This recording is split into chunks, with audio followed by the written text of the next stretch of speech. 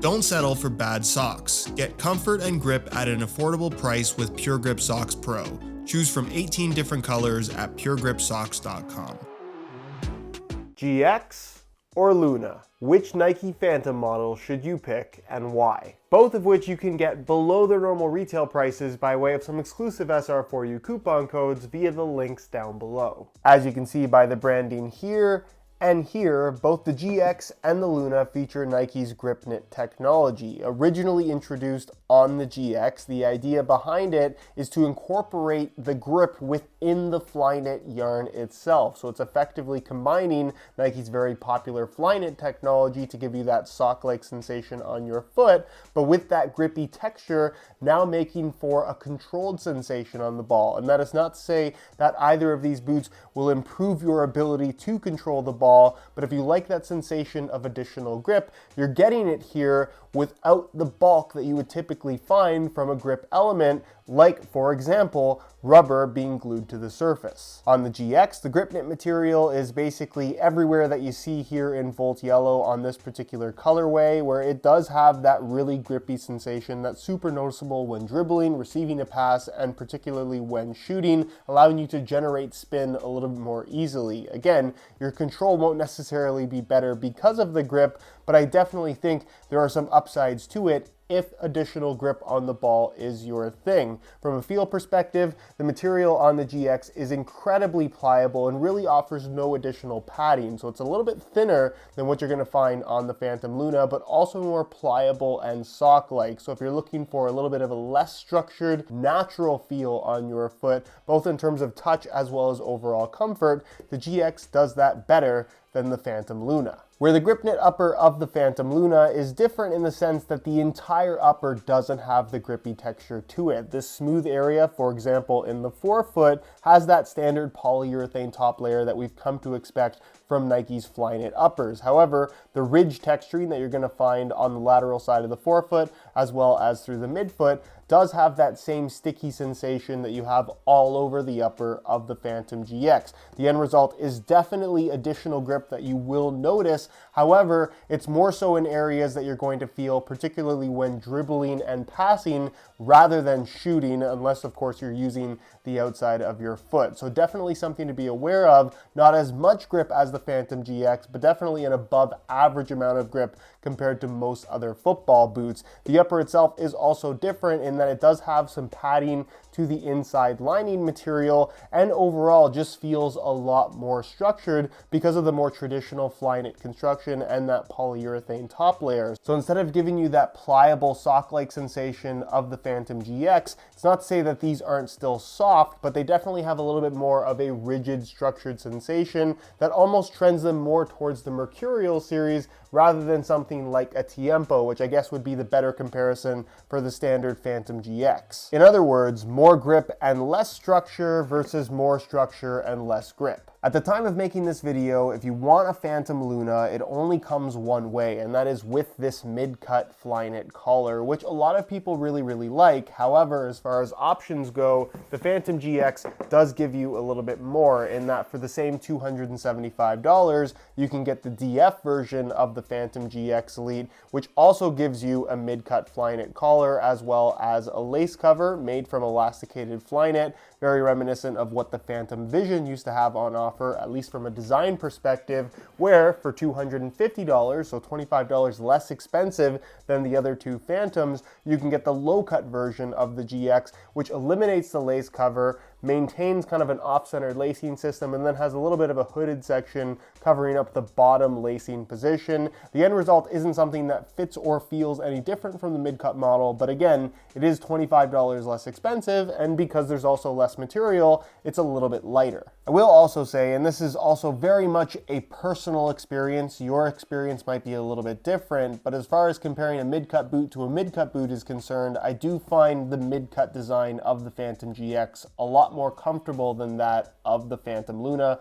for whatever reason. When it comes to weight, the scale does not lie, so we're going to compare all three Elite options within the Phantom lineup, all in the same size, to see what the differences are, starting off with the Phantom Luna, which, spoiler alert, is the heaviest of the bunch, weighing in at 8.25 ounces, the equivalent of 234 grams. Right in the middle of the three, you have the Phantom GX DF, the mid-cut variation, weighing in at 7.5 ounces, the equivalent of 213 grams. And perhaps unsurprisingly, the lightest of the bunch, the Phantom GX Elite Low, weighs in at 7.3 ounces, the equivalent of 206 grams. In other words, both the mid and low-cut versions of the Phantom GX Elite are pretty much as light as you're going to find from most top-end models out there, where the Phantom Luna definitely isn't heavy, but again, compared to what you're going to find for $275+, they're on the more weighted side in terms of feel. When it comes to sole plates and stud patterns, despite both having the same X-shaped stiffener bar, these both feel and perform quite a bit different from each other. To put it as simply as possible, if you prefer a more flexible sole plate, you'll definitely like the one on the Phantom GX, where if you prefer a slightly firmer feel, a stiffer sensation to the sole plate, you'll prefer that of the Phantom Luna. As far as traction is concerned, you'll find that the Phantom GX definitely shares some attributes from the Mercurial line as well as the Tiempo series, combining these three-sided bladed studs along with some conical ones in the mix, where I think you have a very well-rounded stud pattern here with the Phantom GX, but if I had to compare it to another model from Nike, it most closely compares to the more traditional feel and grip levels that you'll find from the Tiempo series, with a little bit more edge because of the additional bladed studs. With the Phantom Luna definitely having a more aggressive feel to the stud pattern, trending more towards what you're going to get from the Mercurial series. All blades on the bottom, of course, with the Cyclone 360 element being the highlight feature of the Phantom Luna, designed by women for women in a lot of ways, although anybody can wear these. The idea behind it is to allow for better rotational movement in the name of injury prevention, putting less stress on your ankles, knees, and hips. The one thing I will say is I can't say I'm a big believer in this being a true injury prevention measure, and that while they do twist and pivot when planted better than I was personally expecting, the fact that they've gone with bladed studs for the system rather than conical ones, I just don't think makes a lot of sense. Conical studs ultimately do twist and pivot when your foot is planted a lot easier, and even if we look at Nike's own AG stud patterns, granted they're made for a different playing surface, but the goal behind them is to not provide too much traction and not cling to the surface.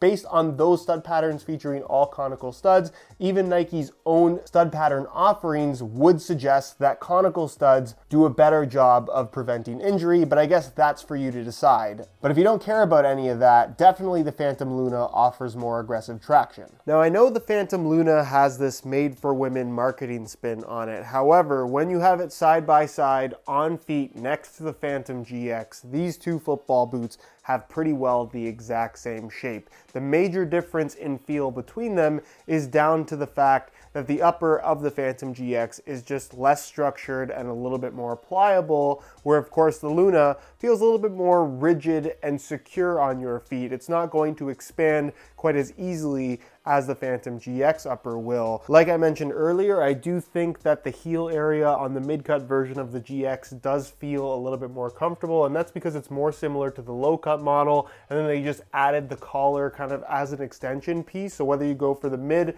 or low version of the Phantom GX, the fit and feel of the boot is pretty well the same, although I will say the lacing setup of the Phantom Luna does run a little bit deeper, and it does make the boot feel like it wraps your foot a little bit more closely. So that's something to be aware of as far as a main difference between these two. Because both boots pretty well have the exact same shape, from a width perspective, they are pretty well the same. Both have decent width through the heel, midfoot, and forefoot area, but definitely slim out and taper as you get into the toe box. So something to be aware of. Regardless, both boots should be wide enough for most people. And as far as sizing is concerned, both boots do run true to size. The only thing to note is that with the Luna, a lot of websites are listing them in women's sizing, in which case you have to go up 1.5 sizes to get the men's equivalent. But as long as you do that, both of these boots do run true to size. So, which version of the Phantom should you pick and why? And please keep in mind that personal preference is going to play a huge role in which of these two boots is going to be best for you.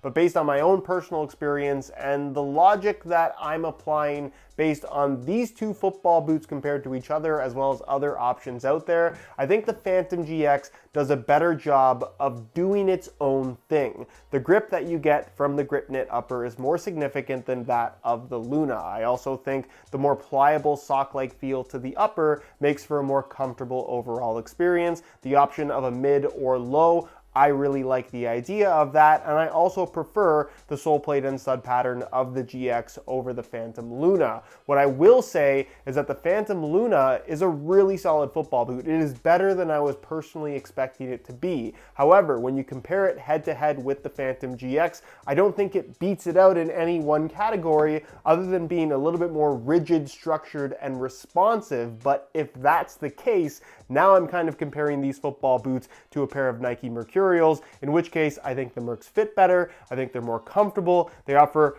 technology like the Air Zoom underfoot that I think is way more beneficial to the overall feel versus the Cyclone 360 stud pattern, and the overall weight of the Phantom Luna is above average for what I think a $275 football boot, particularly with a thin Flyknit upper, should be. So if I were buying a Phantom Luna because I really like what the Phantom Luna has on offer, I'd probably just buy a pair of Nike Mercurials instead.